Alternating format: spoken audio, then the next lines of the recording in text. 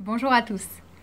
Je vous retrouve aujourd'hui pour un billet d'humeur, partager mes expériences récentes avec vous et vous proposer une technique infaillible en 5 points pour devenir les acteurs de votre grossesse, du suivi de la grossesse, du choix de la maternité, de votre projet d'accouchement et de l'accueil de votre bébé. Alors les réflexions récentes que je me suis faites sont venues de plusieurs choses. Pendant le confinement, j'ai eu plusieurs fois des appels et des questions pour savoir si je continuais les consultations. Je n'ai continué que les consultations de suivi de grossesse, conformément aux indications qu'on avait données aux sages-femmes libérales.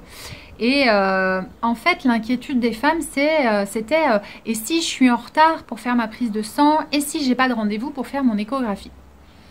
Et en fait, au cours d'une grossesse physiologique, les examens qu'on peut prescrire, les prises de sang, même les échographies, pour moi, c'est juste une enveloppe autour.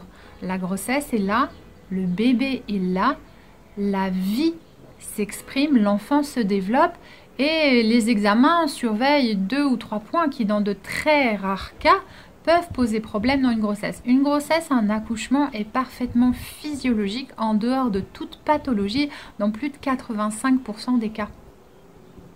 Et il est vrai que moi, la première, en consultation de suivi de grossesse, chaque mois, je prescris en temps et en heure les examens, les prises de sang, les échographies nécessaires. Mais en fait, ce que j'adore, ce que je préfère, c'est quand on m'interroge, quand on me pose des questions, quand on me dit « mais pourquoi on fait tel examen et quel est le but ?» et on ne peut pas le reporter et on ne peut pas faire autrement. Et en fait, ça, j'aime parce que ça m'amène à réfléchir, ça m'amène à cogiter, à me dire « bah au fait, c'est vrai, est-ce qu'une alternative est possible ?» Et régulièrement, j'ai des couples, des femmes qui arrivent avec ce genre de questionnement et c'est vrai que pour moi, c'est vraiment un régal. D'autres fois, par contre, on me retourne à moi. Qu'est-ce que vous en pensez? Et là, c'est vraiment le genre de questions auxquelles j'ai pas envie de répondre. C'est pas ce que moi, je pense qui compte. Alors, quand un examen est prescrit, quand une échographie est prescrite, quand un traitement médical est prescrit, ma super technique en 5 points que je vous propose, c'est la méthode BRAIN. Alors le BRAIN en anglais, c'est le cerveau, c'est-à-dire comment réfléchir, comment nourrir sa réflexion et faire son choix. Alors la technique du BRAIN, elle n'est pas de moi, hein. Elle m'a été enseignée par Malika Bonaparte l'année dernière.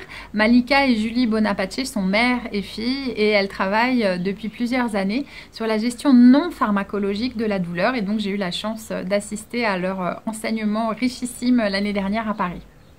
Alors la technique du BRAIN, on y va. Le B du BRAIN, c'est les bénéfices. Quels sont les bénéfices que je peux en attendre de cet examen, de cette maternité, de cette technique? Deuxièmement, quels sont les risques? Les risques potentiels à toute intervention existent. Le A du BRAIN, c'est les alternatives. Qu'est-ce qu'il est possible de faire autrement, en dehors des sentiers battus, en dehors du schéma le plus courant? Le I, c'est pour l'intuition. Alors, l'intuition, c'est hyper intéressant parce que pendant la grossesse, avec la sensibilité exacerbée à fleur de peau, l'intuition, les canaux de l'intuition sont grands, ouverts. Mais il faut pour cela réfléchir avec le cœur, se détendre au maximum, débrancher les centres supérieurs là-haut et écoutez ce que le cœur vous dit, c'est ça votre intuition. Et l'intuition est encore une fois ultra riche, ultra importante. Et le N, c'est ne rien faire. Et si on ne fait rien, quel est le risque? Quel est le danger? Quel est le problème? Cette technique du BRAIN, je l'applique moi-même aussi pour certains choix et certaines décisions que je dois faire.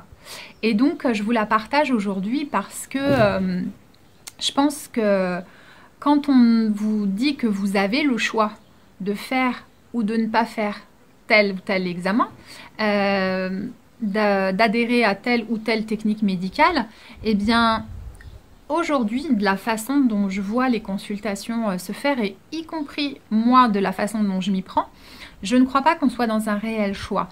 Pour moi, un choix, c'est quand il y a une possibilité et d'autres alternatives à côté. Ça, je m'en suis rendu compte parce que récemment, j'ai refait complètement le programme de la préparation à la naissance que je propose aux futurs parents. Et j'ai réalisé que récemment, j'ai fait des tonnes de formations pour accompagner de mieux en mieux les couples, mais que quand j'étais jeune sage-femme et que j'ai été formée au départ, j'ai eu 0 heure de cours sur l'accompagnement, la gestion non pharmacologique de l'accouchement. C'est-à-dire qu'à part la péridurale et la perfusion de morphine, eh bien, on m'avait enseigné aucune technique efficace et approuvée. Le choix et les autres possibilités. Voilà, donc je pense vraiment qu'une grossesse et une maternité, c'est un chemin, c'est un parcours, une magnifique occasion de la vie de se centrer sur soi. Qu'est-ce que je veux vraiment? Qu'est-ce que vraiment je ne veux pas du tout pour moi, pour la maman que j'ai envie de devenir, pour le papa que j'ai envie de devenir, pour notre enfant? Quel choix nous faisons ensemble? La technique du brain est là pour vous aider. J'espère qu'elle vous servira. Je vous souhaite une merveilleuse aventure au cours de votre grossesse et de votre maternité. Si cette vidéo vous a plu, pensez au pouce bleu, c'est super important pour soutenir mon travail sur YouTube. Abonnez-vous à ma chaîne si ce n'est pas déjà fait.